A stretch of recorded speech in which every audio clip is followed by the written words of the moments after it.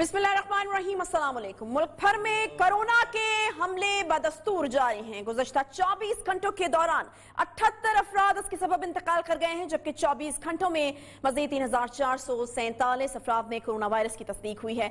मस्बत cases की शरह की अगर बात की जाए तो पिछले 24 घंटों में ये शरह जो है वो 9.12% तक रही है, जबकि मजमूई तौर पर 37,756 टेस्ट जो हैं वो किए गए हैं, जो मामूल से निस्बतन कम है। गुज़श्ता एक रोज की अदाद शुमार तो ये बताते हैं कि जोर अब टूट रहा है, क्योंकि हमने देखा है कि पिछले काफी दिनों से 100 से ऊपर ही अमवात हो रही थी और पिछले 24 घंटों में होने वाली अमवात जो है वो 100 से नीचे हैं। तो इससे अपेरेंटली ये मालूम हो रहा है, मगर हतमी तौर पर ऐसा अभी कहा नहीं जा सकता है। ये आइंदा दिनों के अदाद शुमार से ही मालूम हो सकेगा। सिर्फ लाहौर की ही अगर बात की जाए तो यहाँ पर केसेस एक बार फिर से हम देख रहे हैं कि बढ़ने लगे हैं और काफी खतरनाक हद तक बढ़ने लगे हैं। लाहौर में मस्बत केसेस की शरह इस वक्त 22% तक पहुंच गई है, जो बिलाशुबा एक तशवीशनाक नंबर है। दूसरी तरफ लाहौर में मौजूद 89% मरीजों में वायरस की 92 किस्म की मौजूदगी का भी इंकशाफ हुआ है, जबकि UHS की जानिब से बताया गया है कि लाहौर में मौजूद 2% मरीजों में जनूबी अफ्रीका की किस्म पाई गई है। मुल्क भर में कोरोना वैक्सीनेशन का अमल की जारी है। इसी हवाले से आपको बताएंगे कि इस्लामाबाद में बरतानवी वैक्सीन एस्ट्राज़ेनेका लगाने का आगाज जो है वो हो चुका है और इस वैक्सीन के हवाले से मुख्तलिफ तरह की खबरें जो है वो जिस तरह की माजी में भी आती रही हैं, सवाल उठाए जाते रहे हैं और ऑक्सफोर्ड यूनिवर्सिटी की जानिब से इस हवाले से ताज़ा तरीन हिदायत भी जो हैं वो जारी हुई हैं। बरतानवी महकमा सेहत की वैक्सीनेशन कमेटी ने नई गाइडलाइंस जारी करते हुए 40 साल से कम जो खवातीन हैं और जो मर्द हैं उनको ये वैक्सीन लगाने से रोक दिया। इससे पहले 40 साल से कम उम्र खवातीन को वैक्सीन ना लगाने की गाइडलाइंस जारी की गई थी। अब 40 साल से कम उम्र मर्दों को भी जो है ये वैक्सीन ना लगाने की गाइडलाइंस जारी कर दी गई है, क्योंकि बरतानवी मीडिया की रिपोर्ट्स के मुताबिक इस वैक्सीन से मुतादिद अफराद के खून में क्लॉटिंग की शिकायत सामने आ रही है। यहाँ सवाल ये भी है कि पाकिस्तान ने इससे मुतालिक क्या गाइडलाइंस अपनाई हैं। दूसरी तरफ आपको बताएंगे कि national command and operation centre की जानिब से मुख्तलिफ शहरों में कोरोना SOPs की खिलाफ वर्जियों पर तशवीश का इजहार किया गया है। पंजाब में तमाम रमजान बाजार खत्म करने का नोटिफिकेशन जो है उसको भी जारी कर दिया गया है, जबकि ऐलान किया गया है कि ईद में मुल्क भर में जो सियाहती मकामात हैं वहां पर भी दाखिले की इजाजत नहीं होगी और उसके साथ साथ बैलेंस सूबाई इंट्रा सिटी पब्लिक ट्रांसपोर्ट पर पाबंदी आयद कर दी गई है। यहाँ आपको ये भी बताते चलें कि मुल्क के बड़े शहरों से लोग अपने आबाई इलाकों की तरफ सफर कर रहे हैं, जिसके सबब रेलवे स्टेशन पर शदीद रश देखने में आ रहा है, जबकि अवाम की बड़ी तादाद हवाई जहाजों के जरिए आमदोरफ्त जारी रखे हुए है। ऐसे में बसों के जरिए सफर करने वाले अफराद ये सवाल उठा रहे हैं कि क्या ट्रेनों या जहाजों में कोरोना वायरस नहीं आता? अगर लोग ट्रेनों और हवाई जहाजों के जरिए सफर कर रहे हैं तो बसें क्यों बंद कर दी गई हैं? क्योंकि हजारों अफराद ने तो ऐसे इलाकों में सफर करना है कि जहां तो ना ट्रेनें जाती हैं और ना ही हवाई जहाज जाते हैं। ऐसे में कहा ही जा रहा है कि बंद करना है तो फिर सब कुछ बंद करें, वरना बाकियों को भी जो है वो ईद पे अपने घर पहुंचने का मौका दिया जाए। सारी सूरत हाल पर और बिलखसूस कोरोना वायरस की मौजूदा और ईद के बाद मुमकिना सूरत हाल के ऊपर वज़ीर आज़म के मुआविन ख़ुसूसी बराए सेहत डॉक्टर फैसल सुल्तान साहब से ज़्यादा एक्यूरेट आदमी और बेहतर आदमी कौन हो सकता है। बहुत शुक्रिया डॉक्टर फैसल सुल्तान साहब ने हमें ज्वाइन किया है। डॉक्टर फैसल साहब, गुज़श्ता 24 घंटे में तो अमवात कम हुई हैं, मस्बत केसेस की जो एक ओवरऑल शरह है वो 9.12% तक बताई गई है। कहाँ पर खड़े हैं मजमूई तौर पर? क्या कह सकते हैं कि जोर टूट रहा है? जी बिल्कुल आपने दुरुस्त कहा कि गुज़श्ता चंद दिनों के कुछ नंबर्स में और शरह में थोड़ा सा फर्क है, लेकिन सच बात तो ये है कि अभी हम इस टाइम पीरियड पे खड़े हैं जहां ईद से पहले का जो टाइम है जिसमें तमाम रिस्ट्रिक्शंस के तमाम सख्तियों के फिर भी ही है, लोगों ने उसको तरह से फॉलो नहीं किया। तो बहरहाल हम उम्मीद है कि अगले दिनों में तादाद शुमार को बहुत गौर से देखना होगा ये मामला कहाँ को जा रहा है। अच्छा, मार्केट्स बंद हो चुकी हैं, आज रमजान बाजारों को भी बंद कर दिया गया है, ट्रांसपोर्ट बंद कर दी गई है, मगर दूसरी तरफ कहा यह जा रहा है कि हवाई जहाज के जरिए या ट्रेनों के जरिए जो है वो सफर जारी रहेगा, लेकिन बसें जो हैं उनको बंद करने पे काफी एहतजाज हुआ डॉक्टर साहब। और ये कहा जा रहा है कि क्या कोरोना सिर्फ बसों के जरिए ही फैलेगा और जिन लोगों ने ऐसे इलाकों में सफर करना है कि जहां पर हवाई जहाज नहीं जाते हैं, ट्रेन नहीं जाती, तो उनके लिए तो एक बहुत बड़ा मसला बना हुआ है। बड़ी सादी सी बात है जी, इसका वॉल्यूम से, नंबर ऑफ पैसेंजर से ताल्लुक, इसका ना हवाई जहाज से ताल्लुक है ना ट्रेन से। अब आपने कुछ तो फैसिलिटी देनी थी मूवमेंट के लिए और पहले से बताया गया था, कुछ थोड़े बहुत एक आध दिन का गैप दिया गया जिसमें कुछ लोग ट्रैवल कर सकते। मेन मकसद ये था कि जो टोटल तादाद है ट्रैवलर्स की इस दौरान उसको कुछ कम रखा जाए, उसको जीरो नहीं किया जा सकता। लेकिन उसको कुछ कम रखा जाए ताकि फैलाव का जो अमल है उसमें कुछ रुकावट है। हेलो, हाँ जी। अच्छा डॉक्टर साहब, ये वैक्सीनेशन की अगर बात की जाए तो जल्द से जल्द होनी चाहिए, यकीनन इससे ही कोरोना को जो है वो कंट्रोल किया जाएगा। और ये कोई ऐसी चीज नहीं है जो कि मतलब हमने एक्सप्लोर की है, पूरी दुनिया ही ये मान रही है कि जल्द से जल्द जो है वो वैक्सीनेशन जो है उसका अमल मुकम्मल होना चाहिए। अब तक कितनी वैक्सीनेशन हो चुकी है और जिस स्पीड से हमारे यहाँ वैक्सीनेशन हो रही है, आप लोग मुतमईन हैं क्या उस स्पीड से? ये 3 मिलियन से ऊपर जा चुकी है, लेकिन बिल्कुल आपकी बात दुरुस्त है कि इसको एनहांस करना चाहिए। आजकल मिसाल के तौर पे आपको बताता हूँ कि हर रोज तकरीबन 2 लाख के करीब वैक्सीन होती रही हैं अक्सर दिनों में, मासवा एक दो के। अच्छा, अब ये अच्छी शरह है पहले की निस्बत, लेकिन क्या इसके जरिए हम वो लेवल पे जा सकेंगे जहाँ से कि हम बीमारी के फैलाव करते नहीं? हमें इस चीज को बढ़ाने की जरूरत है। और हमारा ख्याल है कि दिन में ये 3, 4, 5 लाख के करीब जाएगी रोजाना की वैक्सीन, तो फिर हम जाके वो जो हदफ है ना वैक्सीनेशन का, उसमें वहां तक पहुंच पाएंगे जिससे बीमारी के फैलाव में रुकावट आए। और इसके लिए नए वैक्सीनेशन सेंटर और इजाफी वैक्सीन की फराहमी, ये सारी चीजें जो हैं की जा रही और इंशाल्लाह इससे फर्क पड़ेगा। अच्छा, एस्ट्राजेनेका के हवाले से काफ़ी सवालात जो हैं वो उठाए जा रहे हैं और कहा जा रहा है कि मुख्तलिफ ममालिक में इसके हवाले से गाइडलाइंस भी हैं। 40 साल से कम उम्र के जो लोग हैं उनको लगाने से रोक दिया गया, पहले खवातीन और फिर मर्दों के लिए भी इंस्ट्रक्शंस आई हैं। तो डॉक्टर साहब मुझे ये बताइएगा कि पाकिस्तान ने इस मुतालिक को गाइडलाइंस बना ली हैं, क्योंकि हमारे यहाँ आ चुकी है ये वैक्सीन? जी बिल्कुल, इसी तरह की इसी तरह की गाइडलाइंस बनाई गई हैं और एस्ट्राजेनेका वैक्सीन जो है वो 40 साल से कम उम्र के लोगों को नहीं लगेगी। वैसे तो मैं समझता हूँ कि बहुत ये जिसे कहते हैं रेयर साइड इफेक्ट्स हैं, लेकिन फिर भी बतौर सेफ्टी जो है इसका इस्तेमाल 40 से ज्यादा के लोग लगाया जाएगा जिनके लिए निस्बतन ये बहुत ज्यादा सेफ है। अच्छा, ये जो नॉर्मली हमारे यहाँ वैक्सीन लगाई जा रही है और लोग तेजी से वैक्सीनेशन करा भी रहे हैं, उसके हवाले से भी एक डॉक्टर साहब एक चीज़ आ रही है जो क्लियर होना बहुत ज़रूरी है कि ये जो जनूबी अफ्रीकन या फिर ब्राज़ीलियन जो वेरिएंट आया हुआ है, वो जो मौजूदा हमारे यहाँ वैक्सीन लग रही है वो वैक्सीन उसको नहीं रोक सकती। तो ज़रा इस हवाले से भी वजाहत कर दीजिएगा। जी, जो असल बात है वो ये कि तमाम वैक्सीन जो हैं, बशमूल वो जो वैक्सीन खासतौर पर पाकिस्तान में इस्तेमाल हो रही हैं, उनका जो असर है वो सबसे ज्यादा अहम असर ये होता है कि वो आपको ज्यादा बीमार होने या हॉस्पिटलाइजेशन से। तो इस हवाले से ये तमाम जो वेरिएंट हैं, ये इकसाम है वायरस की, उनके खिलाफ ये वैक्सीन कारामद है, बेफिक्र होकर लगते हैं।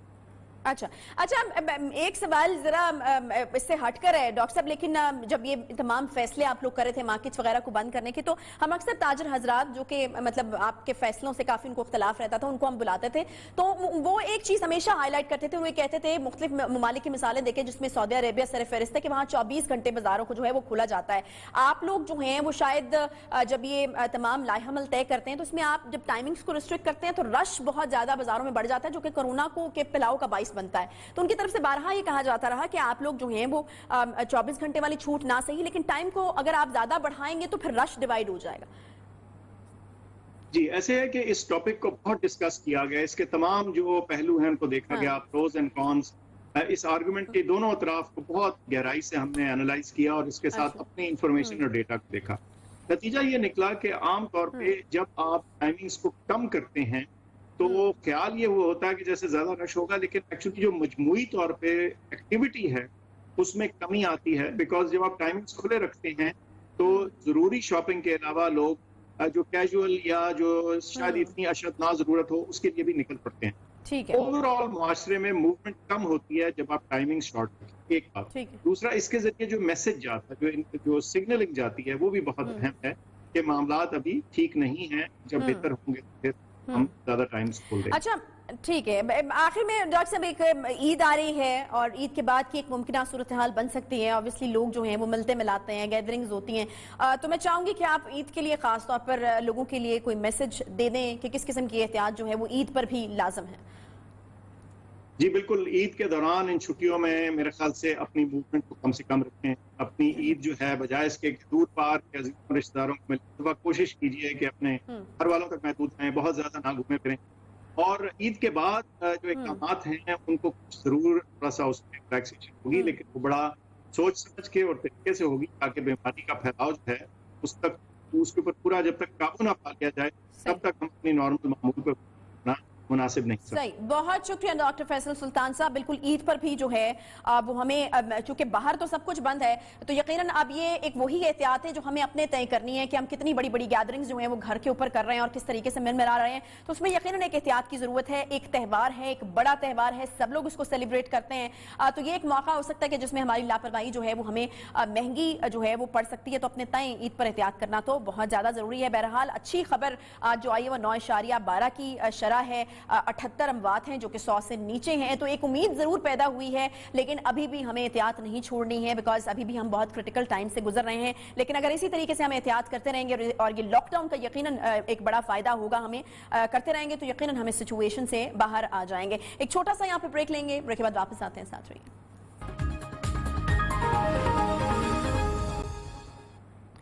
वेलकम बैक जी। और अब बात करेंगे वज़ीर-ए-आज़म इमरान खान के हालिया दौरा सऊदी अरेबिया की, जिसको एक कामयाब दौरा तस्वुर किया जा रहा है। दौरा सऊदी अरब से बाहमी ताल्लुकात में नई जौतों और गर्मजोशी के एक नए सिफारती दौर का आगाज होता हुआ नजर आ रहा है, जो दोनों बरादर मुस्लिम ममालिक के लिए इंतहाई खुशाइन है। सऊदी वली अहद शहजादा मोहम्मद बिन सलमान और वज़ीर-ए-आज़म इमरान खान की क़यादत में दोनों ममालिक के वफूद के दरमियान तफसीली मुज़ाकरात हुए, जिसके बाद एलामिया जारी किया गया। एलामिया होने वाले मुश्तरका एलामिया इस हकीकत का मज़हर है कि गुज़श्ता अरसे में बाज़ वजूहात की बिना पर बाहमी ताल्लुकात में रूनुमा होने वाली कुछ सर्द महरी थी जो ख़त्म हो गई है। इखलास और अख़ुवत पर मबनी ताल्लुकात की तवील तारीख़ रखने वाले ये दोनों ममालिक इलाक़ाई और आलमी मामलात में एक दूसरे की हिमायत और मुआवनत करने और तरक्की की शहरा पर शाना बशाना आगे बढ़ने को पूरी खुशदिली के साथ तैयार है। मुश्तरका एलामिया में सऊदी अरब की जानिब से कश्मीर पर पाकिस्तानी मौक़िफ़ की असर नौ, वाज़ेह हिमायत, तनाज़ा कश्मीर समेत पाकिस्तान और भारत के दरमियान तमाम बाहमी इख्तलाफात को पुरअमन मुज़ाकरात से हल करने पर भी जोर दिया जा रहा है। अहले पाकिस्तान के लिए बिलाशुबा खुशी का बायस है ये, क्योंकि गुज़श्ता साल जब पाकिस्तान ने कोशिश की कि सऊदी हुकूमत मोदी सरकार की गैर मुनसिफाना कार्रवाइयों के नतीजे में रूनुमा होने वाले कश्मीर के बहरान पर OIC के वज़ीर ख़ारजा के इजलास के जरिए पाकिस्तान की हिमायत करे, तो उसमें कामयाबी नहीं हुई थी। मुश्तरका एलामिया में और अहम मामलात भी शामिल थे, जिसमें अफगानिस्तान में पायदार अमन, जबकि लिबिया, शाम, यमन में भी तनाज़ात का जो सियासी हल है उसकी हिमायत की गई है।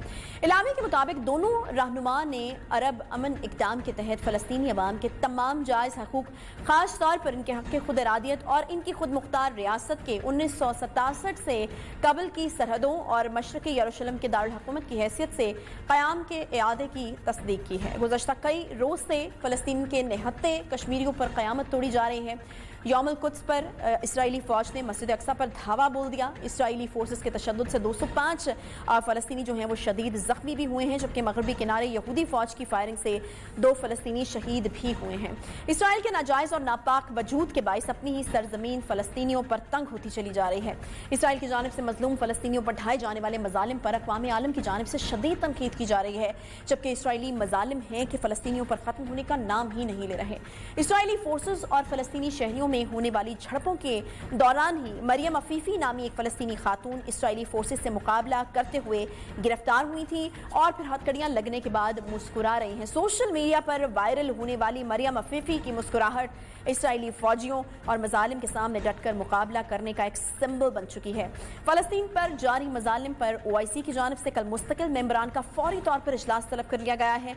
इजलास में फ़लस्तीन में पैदा होने वाली सूरत हाल पर 57 मुस्लिम ममालिक की जानिब से दुनिया के लिए एक पैगाम दिया जाएगा। अब देखना ही है कि वो पैगाम होगा क्या, और ख़ास तौर पर अगर हम ये देखें कि वो कितना जो है वो ठोक बजाकर वो पैगाम दिया जाएगा। हमने देखा है कि वज़ीर-ए-आज़म इमरान खान साहब भी जब मुख्तलिफ मौज़ूआत के ऊपर बात करते रहे हैं, ख़ास तौर पर जो मुस्लिम उम्मा के हवाले से जुड़े हुए इशू हैं, तो वो इस चीज़ की अहमियत पर बहुत ज़्यादा ज़ोर देते रहे हैं कि जो मुस्लिम ब्लॉक है इसको मिलकर जो है वो इनिशिएट करना चाहिए चीज़ों को। ये नहीं कि हम मकामी सतह पर जो है वो छोटे छोटे एहतजाज करें, उससे फिर एक गलत किस्म का मैसेज जो है वो शायद पूरी दुनिया को भी हमारे इंतहा पसंदी का जाए, बल्कि हमें एक वाज़े जो एक मैसेज है वो हमें इस तरह के किसी फॉरम के ऊपर देना चाहिए, जिस तरह OIC एक फॉरम है, और उसके ऊपर अगर हम मैसेज देंगे तो वो मैसेज जो है वो बहुत ज़्यादा अहमियत का हामिल हो जाएगा और बहुत स्ट्रांग हो जाएगा, बिकॉज उसको कोई एक मुल्क इंडिविजुअली नहीं दे रहा होगा, बल्कि उसको तमाम दुनिया के जो मुस्लिम मालिक हैं वो दे रहे होंगे।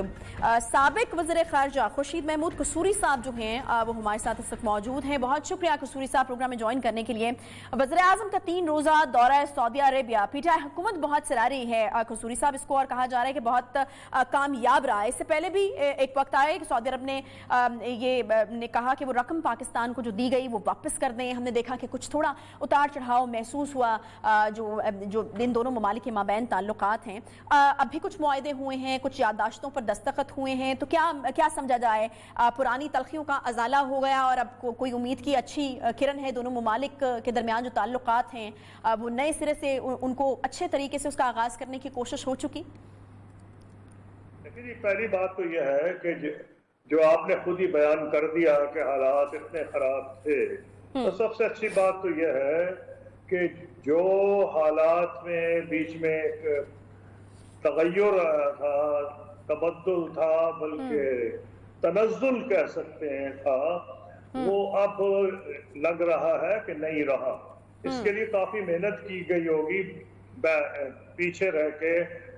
پاکستان آرمی نے اور انٹیلیجنس نے کام کیا ہوگا پسے پشت رہ کے. اور ہمیں امپورٹنٹ چیز میرے لیے ہے کہ سبق سیکھنا چاہیے.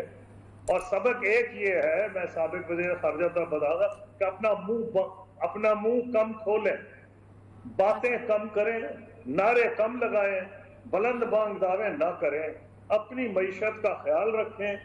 جب ہم کو پتا ہے کہ ہم IMF کی طرف گھڑی گھڑی جا رہے ہیں اور ہم جو پرائم منسٹر نے خود کہا کہ ڈیفالٹ کر جاتے اگر ہمارے دوست ہماری مدد نہ کر سکتے، تو ہمیں، حالانکہ ہمارا پوٹینشل ہے کہ ہم اسلامی دنیا کے لیڈرز میں شمار کیے جائیں، اور ہم شمار کیے جاتے تھے جب ہماری اکانومی جو تھی، مجھے ایوب خان کے دور میں دنیا کی بہترین اکانومی سے ڈیولپنگ اکانومیز میں تھی. یہ سارے ملک ہمارے بہت پیچھے تھے.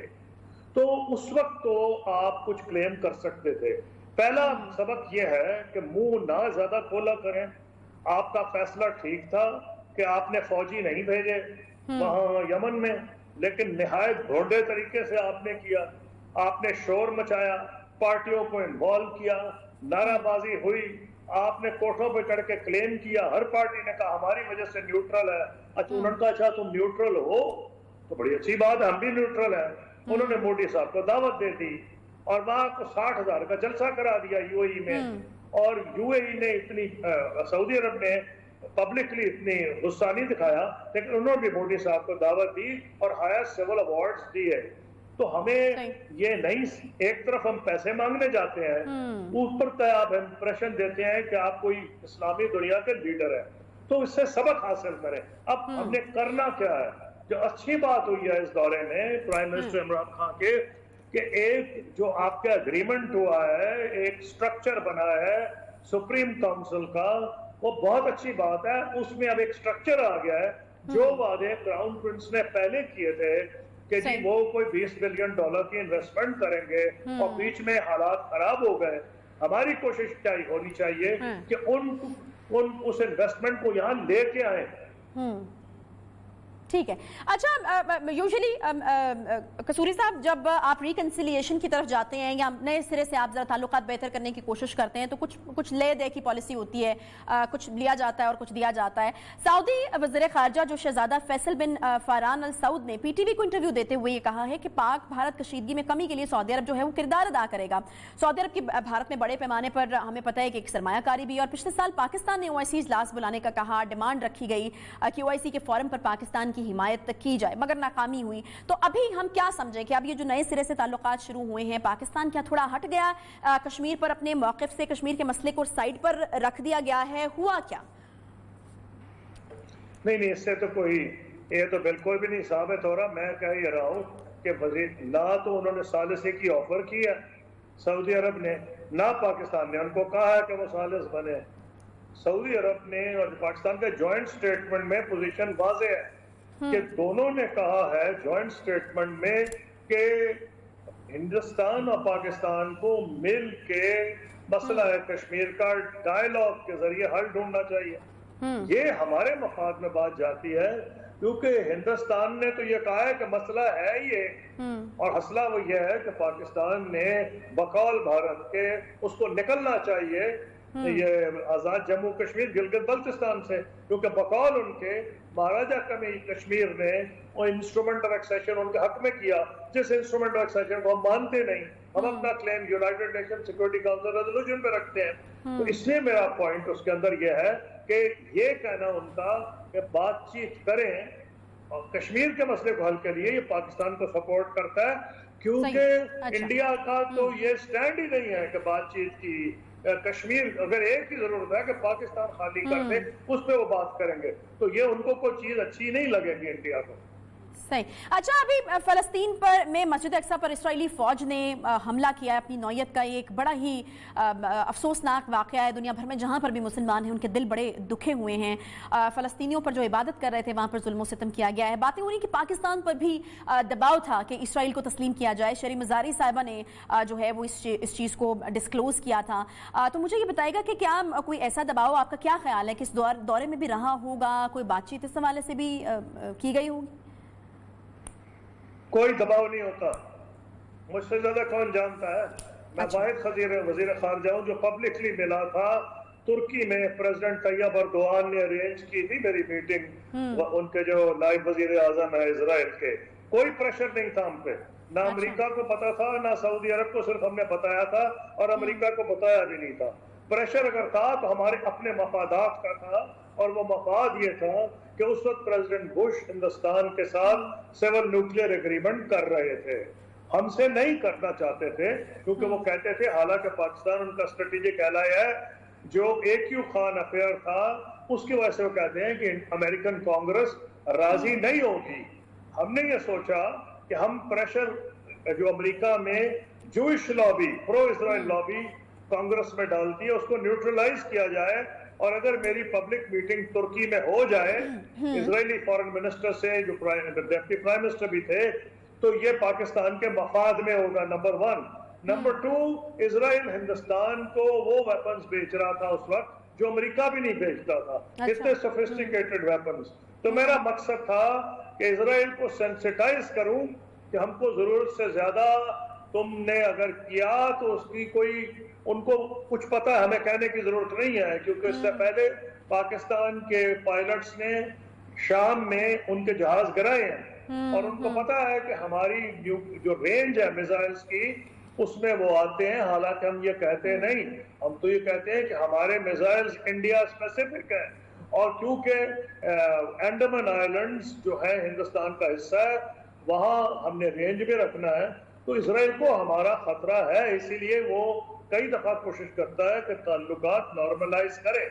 جب میں بھی وہاں گیا تھا ترکی، تو میں نے ان کے سامنے کہا تھا، ترکی سینئر منسٹر تھے اور اسرائیل کے ڈیپٹی پرائم منسٹر، میں نے کہا جب کہ آپ ریکگنائز کر لیں گے کنگ عبداللہ کے، پرنس عبداللہ اس وقت کراؤن پرنس، وہ عبداللہ پلان کہلاتا تھا، لینڈ فار پیس، کہ آپ خالی کریں زمین فلسطینیوں کی اور علیحدہ ریاست بنے، بیت المقدس اس کا کیپٹل ہو، تو سارے مسلمان کریں گے، عرب لیگ کرے گی تو ہم بھی کریں گے۔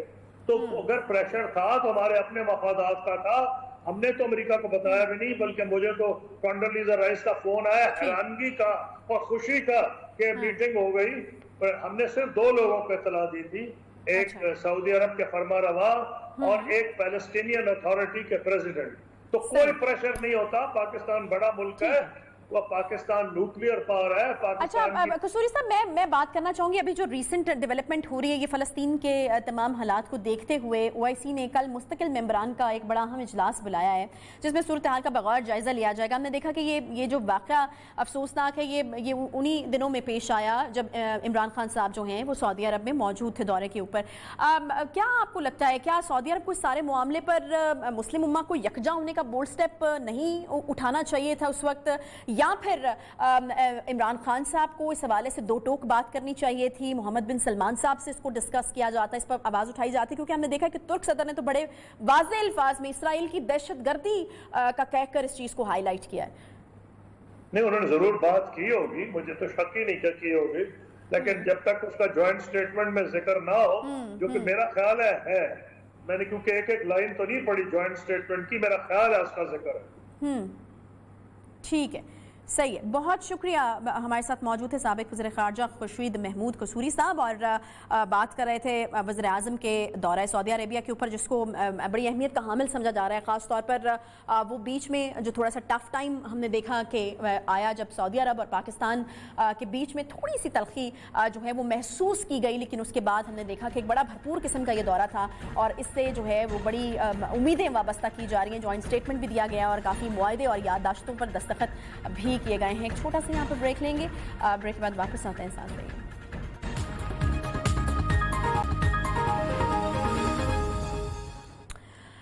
दिन दहाड़े जराइम, चोरी, डकैती और दीगर जराइम के वाक़यात पर पंजाब पुलिस की खामोशी कोई नई बात नहीं है। पंजाब पुलिस की कारकर्दगी पर उठाए जाने वाले सवालात भी नए नहीं हैं। जहां पंजाब पुलिस में शानदार कारकर्दगी दिखाने वाले अफसरान और जवान मौजूद हैं, वहीं बेशुमार ऐसे लोग भी फिलवक्त पंजाब पुलिस का हिस्सा हैं जो अपनी आंखों के सामने जराइम देखते हुए टस से मस नहीं होते। पंजाब पुलिस की तारीख ऐसे बेशुमार वाक़यात से भरी पड़ी है, मगर जिस वाक़े का तस्करा हम कर रहे हैं वो अफसोसनाक वाक़या पेश आया है जी खानेवाल में, जहां दिन दिहाड़े पुलिस की मौजूदगी में एक मेहनत कश पर बासर अफराद की जानिब से कयामत ढाई गई है। इंसानियत सोच सलूक किया गया है। जी हाँ, हुआ कुछ यूं कि खानेवाल के एक मेहनत कश अली रजा, जिसकी जमीनों का तनाजा चल रहा था, बासर अफराद मेहनत कश की जमीन पर कब्जा करना चाहते थे और फिर इस मेहनत कश से जुर्म यह हुआ कि इसने IG कंप्लेंट सेल 8787 यानी 8787 पर कॉल कर दी और यही कॉल करना ही इसका जुर्म बन गया। अली रजा को DSP की जानिब से इंक्वायरी के लिए बुलाया गया था और जब वो अपने रास्ते में जा रहा था तो 15 मुसल्लह अफराद ने पुलिस की मौजूदगी में मेहनत कश का रास्ता रोककर इसे बदतरीन तशद्दुद का निशाना बनाया और तशद्दुद का निशाना बनाते हुए जबरदस्ती अगवा करके अपने घर ले गए। इस दौरान पंजाब पुलिस के एहलकार पास खड़े हुए ये तमाम तमाशा देखते रहे। मेहनत कश को मारा पीटा जाता रहा और एहलकार तमाशाई बने रहे, हत्ता के बासर अफराद मेहनत कश को अपने घर ले गए, दरख्त के साथ बांधा, उल्टा लटकाकर मारपीट करते रहे और तशद्दुद करने के दौरान वीडियोस भी बनाते रहे। पुलिस एहलकारों की मौजूदगी में ऐसा होगा तो कानून का डर और खौफ कैसे बरकरार रखा जा सकेगा? अवाम आखिर किस तरह पंजाब पुलिस को काबिल एतबार समझेगी? क्योंकि इस बात की कोई गारंटी है ही नहीं कि अगर आप अपना दुख पुलिस को जाकर बताते हैं तो वो आपकी परेशानी का मदावा करेगी भी या नहीं। इस वाक़े में भी मेहनत कश पर जुल्म के पहाड़ तोड़े गए। जब अहले इलाका ने शोर मचाया, मजीद नफरी आई, तब कहीं जाकर उसकी जान छुड़ाई गई। वीडियो वायरल हुई और फिर पुलिस की जानिब से बताया गया कि मुल्जिमान पर मुकदमा दर्ज कर लिया गया है। लेकिन सवाल वहीं पर मौजूद है कि आखिर पंजाब पुलिस के एहलकार अपनी आंखों के सामने शहरी पर दरिंदों जैसा सलूक देखकर भी टस से मस क्यों नहीं हुए? आखिर पुलिस एहलकार इस कदर बेबस क्यों हैं कि अमन और अमान की सूरत हाल काबू में रखने की बजाय अपनी आंखों के सामने जारी बर्बरियत पर भी खामोश तमाशाई बने रहे? अब यहाँ पर सवाल ये उठ रहा है कि ये जो PTI की हुकूमत जो पुलिस रिफॉर्म्स की बात करती थी, तो वो तो 3 साल गुजरने के बावजूद भी हमें कहीं नज़र नहीं आ रहे हैं। और पुलिस के हवाले से जब बात की जाती है तो अक्सर पुलिस वालों का ये भी गिला रहता है मीडिया वालों से कि आपने हमारा एक ख़ास किस्म का इमेज बना दिया है, लेकिन वो इमेज किस तरह से ठीक होगा अगर इस तरह के वाक़यात पेश आएंगे, अगर आवाम को आपके ऊपर एतबार ही नहीं होगा और किसी तहफ़्फ़ुज़ का एहसास ही नहीं होगा कि अगर आपको हम अपना कोई दुख बताएंगे तो उसका मदावा किया जाएगा, अगर आप अपने सरकार की नौकरी की बजाय अपने अपने इलाकों के बासर लोगों की नौकरी पर लग जाएंगे, तो फिर तो ये इमेज बिल्कुल दुरुस्त नहीं हो सकता। अब इस हवाले से जो है वो बिल्कुल सोचने की ज़रूरत है कि इसको किस तरीके से ठीक किया जाए और किस तरीके से आवाम का एतमाद जो है उसको बहाल किया जाए। इसके साथ ही प्रोग्राम का वक्त यहाँ पर ख़त्म होता है। इंशाल्लाह आपसे कल मुलाकात होगी। ख्याल रखिए अपना। अल्लाह हाफ़िज़।